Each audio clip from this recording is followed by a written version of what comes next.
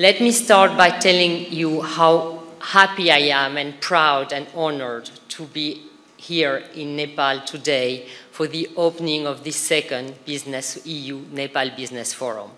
It's my first visit to Nepal, and I really appreciate and enjoy being with you this morning. And I really wish all success to this event. As was already mentioned, Nepal holds immense promise for investment, but we also know it needs some reforms to be able to deliver this full potential, and this is why this business forum is so important for us. We have seen many investments already. We are celebrating the 50 years of diplomatic relations between Nepal and the European Union, and we see this business forum as one stone in the path towards more concrete successes.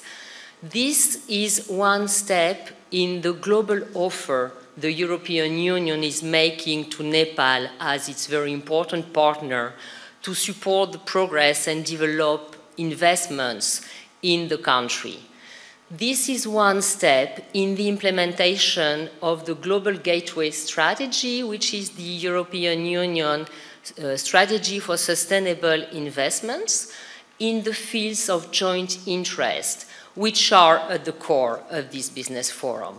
This forum will address the key opportunities for increased private sector relationship in the fields of crucial development, which are addressing global challenges, such as the fight against climate change, and this is where our joint endeavor in renewable energy in particular is so important.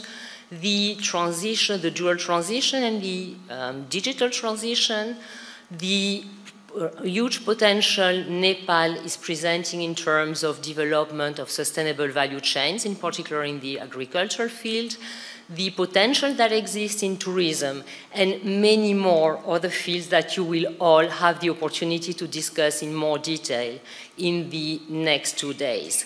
So Global Gateway is the European Union strategy that helps supporting investment in all those fields, and Global Gateway is the offer of the European Union as a whole, what we call Team Europe, and this is why I'm so happy to be able to share the stage with representatives of, I think, 7 member states, and thank you all ambassadors for your presence today.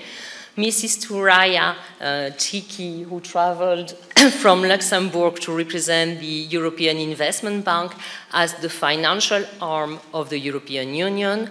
We also have representatives of national development banks from the European Union, and more than anything, we have representatives from the European private sector. I understand that 50 companies are represented here, and these are really the Team Europe as such, all representatives from the European Union institutions, our member states, the financial sector.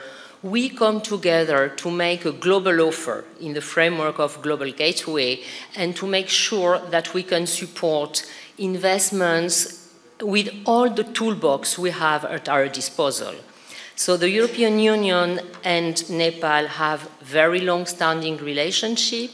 Over the last only 3 years, we have been able to put forward some 300 million in grants, in particular in support of our Global Gateway priorities in the field of energy and education.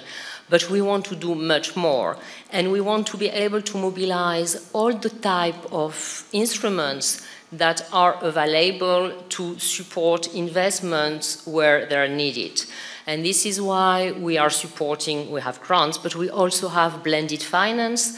We work with loans, and the European Investment Bank here is already collaborating with a representative of the government and private sector in several fields, in particular renewable. We also have a new tool through budgetary guarantees, which we call the European Fund for Sustainable Development Plus.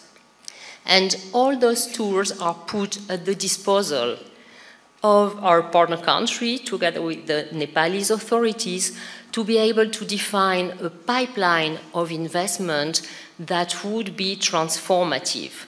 And I'm very happy that I will on Friday have the opportunity to inaugurate the Chilimi transmission line, which is a very important project to support distribution of electricity.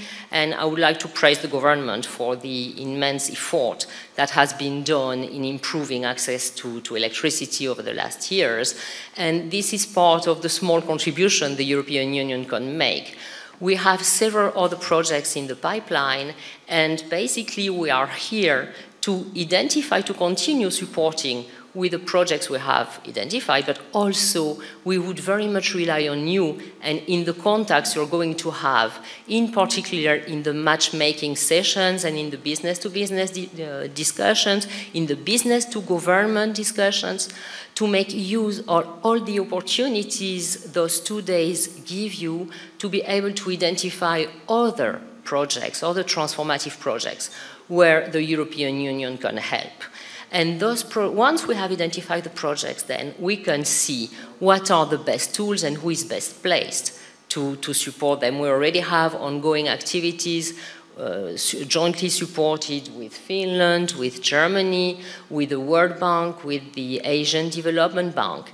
And the objective is to continue on that path and to make the Global Gateway offer a reality. Just a few words on what makes Global Gateway crucial for us. It's the value-based approach that it is taking. We are very like-minded partners with Nepal. We share the same objective for multilateralism and transparency. And the Global Gateway offer is based on a fully transparent and sustainable path, respecting the highest standards in terms of environment, social, and governance. And this is one important feature I wanted to draw to your attention. With no more, in this, not making you losing more time, I'm just looking for my words. I just want to wish you a very successful and fruitful exchanges and business forum. And I really sincerely hope that we can move from this second edition to a third or a fourth one in the years to come, but looking back and having seen concrete deliverables from those fora. So I think now the ball is in your court, and I hope you will be able to come back to us with a lot of proposals for additional support, and we will be very happy to support you in this endeavor. Thank you very much.